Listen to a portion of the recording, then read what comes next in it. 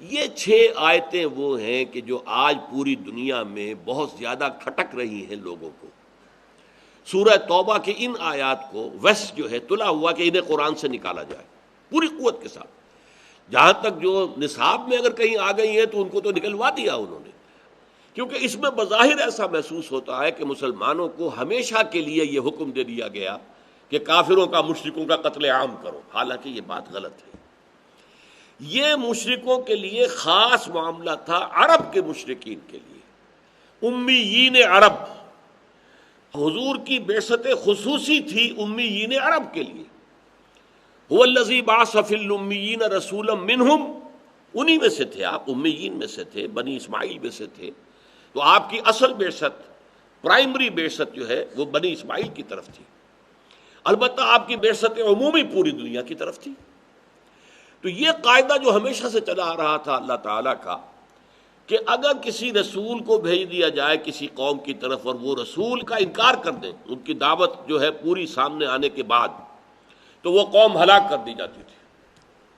قوم نوح ہلاک کی گئی اسی قاعدے کے تحت، قوم ہود، قوم صالح، قوم شعیب، سدوم اور عامورہ کی بستیاں، آل فرعون غرق کیے گئے، کس لیے؟ اسی قاعدے سے۔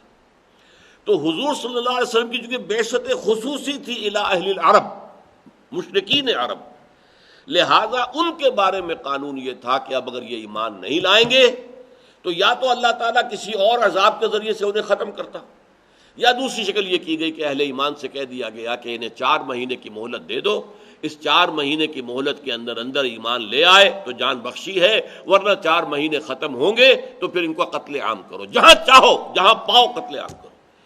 یہ آیت قرآن مجید کی سخت ترین آیات میں سے ہے۔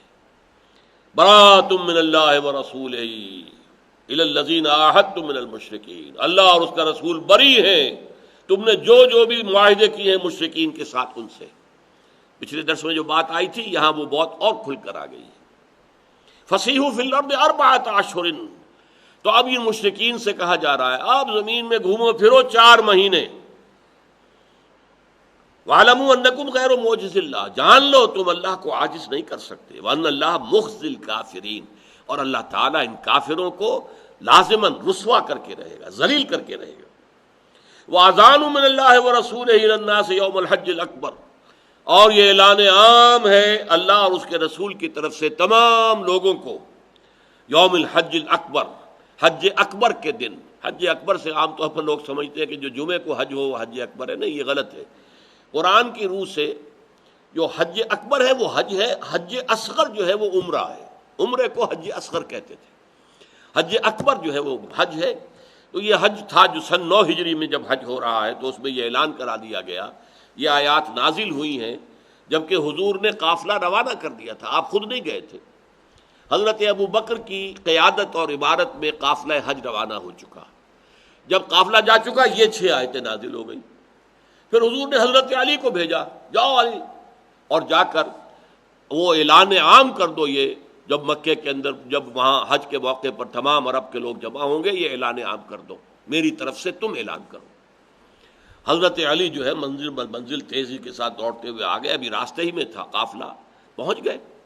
حضرت ابو بکر نے ان کو دیکھا تو دیکھتے ایک سوال کیا، ذرا نوٹ کیجئے کس قدر وہاں نظم اور ڈسپلن کی بات ہوتی تھی۔ حضرت ابو بکر پوچھتے ہیں امیر او مامور، علی تم امیر کی حیثیت سے آئے ہو یا مامور کی حیثیت سے؟ یعنی آیا اللہ کے رسول نے مجھے معزول کر کے تمہیں امیر بنا کر بھیجا ہے، امیر الحج، تو ٹھیک ہے میں تمہارے تابع ہوں، تم نشست سنبھالو، اور مامور ہوں، یا یہ کہ تم مامور ہی رہو گے اور یہ جو ذمہ داری ہے امیر الحج کی وہ میرے پاس ہی رہے گی۔ حضرت علی کہتے ہیں مامور ہوں، میں مامور بنا کر بھیجا گیا ہوں، امیر بنا کر نہیں۔ لیکن چونکہ اہل عرب کا اصول یہ تھا کہ کسی بڑے شخص کی طرف سے کوئی اعلان عام ہو تو وہ اس کا قریبی عزیز ہی کر سکتا ہے، لہذا وہ حج کے مجمع میں یہ آیات جو ہے یہ پڑھ کر سنائی ہیں حضرت علی نے رضی اللہ تعالیٰ عنہ۔ وَأَذَانٌ مِّنَ اللَّهِ وَرَسُولِهِ إِلَى النَّاسِ يَوْمَ الْحَجِّ الْأَكْبَرِ أَنَّ اللَّهَ بَرِيءٌ مِّنَ الْمُشْرِكِينَ، اللہ تمام مشرکوں سے بری ہے، اللہ کا کوئی عہد کوئی معاہدہ نہیں ہے۔ وَرَسُولُهُ، اور اس کے رسول بھی۔ فَإِن تُبْتُمْ فَهُوَ خَيْرٌ لَكُمْ، اب اگر تم باز آ جاؤ، توبہ کر لو، ایمان لے آؤ، تو تمہارے لیے خیر اسی میں ہے۔ وَإِن تَوَلَّيْتُمْ، اور اگر تم منہ موڑو گے، فَاعْلَمُوا أَنَّكُمْ غَيْرُ مُعْجِزِ اللَّهِ، تو جان لو تم اللہ کو عاجز نہیں کر سکتے۔ وَبَشِّرِ الَّذِينَ كَفَرُوا بِعَذَابٍ أَلِيمٍ، اور اے نبی ان لوگوں کو جنہوں نے کفر کی روش اختیار کی ہے دردناک عذاب کی خوشخبری دے دیجیے۔ إِلَّا الَّذِينَ عَاهَدتُّم مِّنَ الْمُشْرِكِينَ ثُمَّ لَمْ يَنقُصُوكُمْ شَيْئًا وَلَمْ يُظَاهِرُوا عَلَيْكُمْ أَحَدًا فَأَتِمُّوا إِلَيْهِمْ عَهْدَهُمْ إِلَىٰ مُدَّتِهِمْ، سوائے ان کے جن سے مشرکین میں سے تم نے عہد کیا تھا، پھر انہوں نے کوئی کمی نہیں کی ہے تمہارے عہد میں، اور نہ تمہارے خلاف کسی کی مدد کی ہے، کسی اور کا ساتھ دیا ہے، تو پوری کر دو ان کی مدت عہد ان کے لیے۔ اگر وہ 5 سال کا ہے تو ٹھیک ہے، 2 سال کا ہے تو ٹھیک ہے، جس کے ساتھ معاہدہ ہے موقت وقت کا تعین ہے اور انہوں نے کوئی خلاف ورزی نہیں کی ہے تو وہ معاہدہ پورا کیا جائے گا۔ ان اللہ یحب المتقین، اللہ تعالیٰ متقیوں ہی کو پسند کرتا ہے۔ بہرحال جن کے ساتھ غیر موقت تھا وہ 4 مہینے دے دیے گئے۔ یہ نہ ہو کہ اچانک کہہ دیں کہ ہمارا سارا معاملہ تم نے تلپٹ کر دیا۔ 4 months 4 مہینے کی مہلت ہے۔ لیکن اس کے بعد جو یہ سخت ترین آیت ہے قرآن کی، جس پر کہ خون کھولتا ہے پوری دنیا کا، فَإِذَا انسَلَخَ الْأَشْهُرُ الْحُرُمُ، جب یہ اشہر حرم ختم ہو جائیں گے، یعنی یہ 4 مہینے جو مہلت دی گئی ہے، فَاقْتُلُوا الْمُشْرِكِينَ حَيْثُ وَجَدتُّمُوهُمْ، تو قتل کرو ان مشرکوں کو جہاں بھی تم پاؤ، وَخُذُوهُمْ، انہیں پکڑو، وَاحْصُرُوهُمْ، ان کا گھیراؤ کرو، وَاقْعُدُوا لَهُمْ، اور ان کے لیے بیٹھو، کل مرصد، ہر جگہ گھات لگا کر بیٹھو انہیں پکڑ کر اور مارنے کے لیے۔ فَإِن تَابُوا، پھر اگر وہ توبہ کریں، وَأَقَامُوا الصَّلَاةَ، نماز قائم کریں، وَآتَوُا الزَّكَاةَ، اور زکوٰۃ ادا کریں، فَخَلُّوا سَبِيلَهُمْ، تو پھر ان کا راستہ چھوڑ دو، پھر وہ تمہارے ساتھ مسلمان ہیں، برابر کے شریک ہے، اسلامی ریاست کے شہری ہیں۔ ان اللہ غفور الرحیم، اللہ تعالیٰ غفور الرحیم ہے۔ وَإِنْ أَحَدٌ مِّنَ الْمُشْرِكِينَ اسْتَجَارَكَ، اور اے نبی اگر مشرکین میں سے کوئی شخص تمہارا پڑوس چاہے، تمہارے پاس آنا چاہے، فَأَجِرْهُ، تو آپ اسے امن دیجئے، پناہ دیجئے، حَتَّى يَسْمَعَ کلام اللہ، یہاں تک کہ وہ اللہ کا کلام سن لے۔ یعنی جب یہ وارننگ دے دی گئی تو ظاہر بات ہے بہت سے لوگ ابھی تک انہوں نے پرواہ نہیں کی ہوگی کہ سوچیں محمد کیا کہہ رہے ہیں کیا نہیں کہہ رہے، لیکن جب اب یہ چیلنج آ گیا، now you have only 4 months to decide this way or that way، تو اب ان میں سے کچھ لوگ چاہیں گے کہ آ کے سمجھے تو صحیح بات کیا ہے، آپ کیا بات بنوانا چاہتے ہیں، آپ کا دین کیا ہے۔ تو فرمایا اے نبی وَإِنْ أَحَدٌ مِّنَ الْمُشْرِكِينَ اسْتَجَارَكَ فَأَجِرْهُ، اگر مشرکین میں سے کوئی شخص آپ کی پناہ طلب کرے، فَأَجِرْهُ، تو اسے پناہ دیجئے، حَتَّى يَسْمَعَ کلام اللہ، یہاں تک کہ اللہ کا کلام سن لے، قرآن مجید سنے سمجھے دعوت کیا ہے۔ ثُمَّ أَبْلِغْهُ مَأْمَنَهُ، پھر اسے اس کی امن کی جگہ تک پہنچا دو۔ یہ نہیں کہ کہو بس سن لیا تم نے اب طے کرو، نہیں ایمان لاتے تو ابھی گردن اڑاتے، نہیں، پھر اسے اس کی امن کی جگہ پہنچا دو۔ جس قبیلے سے وہ چل کر آیا تھا آپ نے امان دی، آپ کے پاس ٹھہرا، آپ نے دین کی دعوت پیش کر دی، اب اسے فیصلہ کرنے کے اندر آزاد چھوڑ دو اور اسے واپس جانے دو۔ ابلغہ مأمنہ، اور اسے اپنے امن کی جگہ تک پہنچا دو۔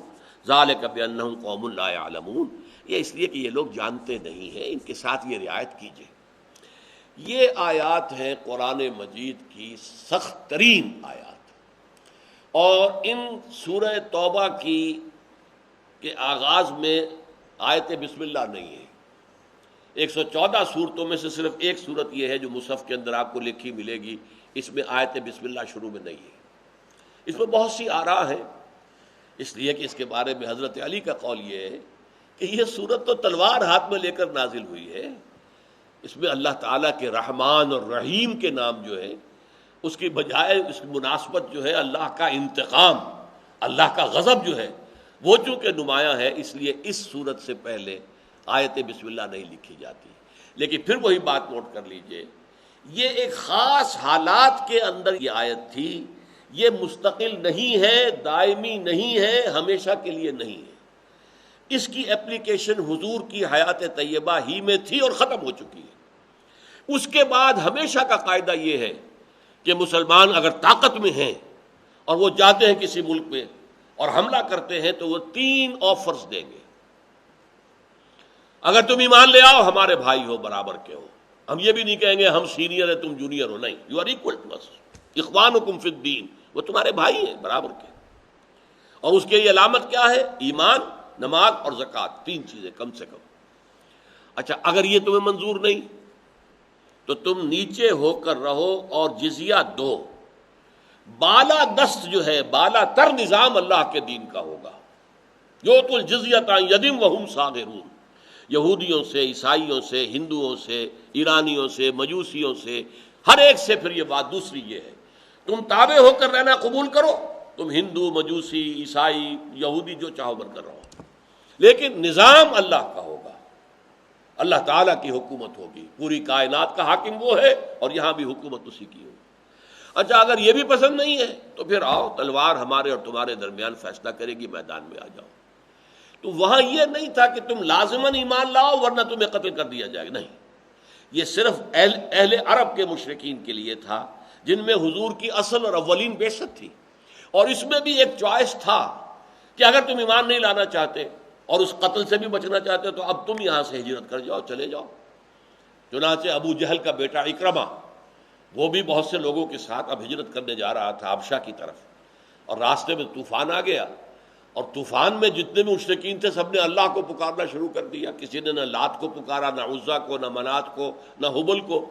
انہوں نے کہا اگر یہی بات ہے، ہماری فطرت میں صرف اللہ ہے، تو پھر ہم کہاں جا رہے ہیں؟ محمد اسی کی تو دعوت دے رہے ہیں صلی اللہ علیہ وسلم۔ وہ واپس آ کر ایمان لے آئے، اور بڑے کارہائے نمایاں انہوں نے سر انجام دیے، اور جو نئے جھوٹے نبی اٹھ کھڑے ہوئے تھے جنگ یمامہ میں وہ شہید ہوئے ہیں، اور انہوں نے بہت جو ہے اپنی بہادری کا ثبوت دیا اسلام کے دفاع میں۔ تو یہ آیتیں ایک خاص مخصوص پس منظر کی آیات ہیں، اس کو لوگوں تک واضح کرنا چاہیے۔ یہ دائمی نہیں ہے، ہمیشہ کے لیے نہیں ہے، یہ ابدی قانون نہیں ہے، یہ صرف مشرکین عرب کے لیے تھا جن پر محمد صلی اللہ علیہ وسلم کے ذریعے سے اتمام حجت آخری درجے میں ہو چکی تھی۔ اب یا تو انہیں کسی آفت سماوی سے ختم کیا جاتا، غرق کیا جاتا، یا یہ ہے کہ ان کے اوپر کوئی زلزلہ آتا، کچھ اور آتا۔ اللہ تعالیٰ نے اس کی شکل یہ اختیار کی، اور واقعہ یہ ہے کہ ایک بھی مشرک کا خون نہیں بہا، سب ایمان لے آئے۔ اذا جاء نصر اللہ والفتح ورأیت الناس يدخلون فی دین اللہ افواجا، فوج در فوج ایمان میں داخل ہو گئے۔ جو کچھ لوگوں کی جو ہے اگر گردنیں اکڑی رہیں تو وہ ملک چھوڑ کر چلے گئے۔